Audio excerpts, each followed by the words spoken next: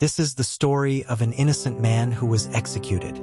His name was Cameron Todd Willingham, and he was executed in the year 2004 in the state of Texas. He was executed for a crime he didn't commit. And it wasn't until years after he was dead that the truth came out. Willingham had been convicted of arson and murder. The state of Texas said that he had set fire to his own house in 1991, a fire that tragically killed his 3 young daughters. But over the years, several fire experts came to the conclusion that the fire was most likely accidental. They said that it most likely started from a malfunction in the fireplace. But the state of Texas refused to listen. They executed this man in 2004. They took his life in front of hundreds of witnesses, all believing that he was guilty.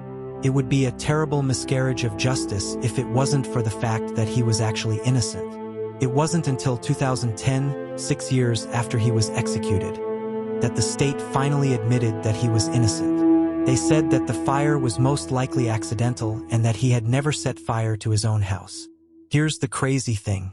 Despite the fact that Willingham was innocent, despite the fact that he was executed for a crime he didn't commit, there are still people today who believe that he got what he deserved. There are people who think that he was guilty and that the state of Texas made a mistake. But if you look at the facts, it's clear that this man was innocent. I mean, does the state have a right to kill someone if they're not 100% sure that they're guilty? No, they don't. And in this case, they weren't 100% sure. There were plenty of doubts. There were plenty of people who said that this man didn't do it. But the state of Texas ignored all of them. They chose to ignore the doubt and they executed an innocent man. Does that sound like justice? I don't think so. I think that this man's daughters, the ones that he was accused of murdering, they would be ashamed of what their father was accused of doing. They would be ashamed of the fact that their father somehow started a fire that killed them. But that's not what happened here. This man did not kill his own daughters. He loved those kids more than anything else in the world. And I know that because his last words were, quote, "I love you, Daddy." Those were the last words of an innocent man who was about to be executed for a crime he didn't commit.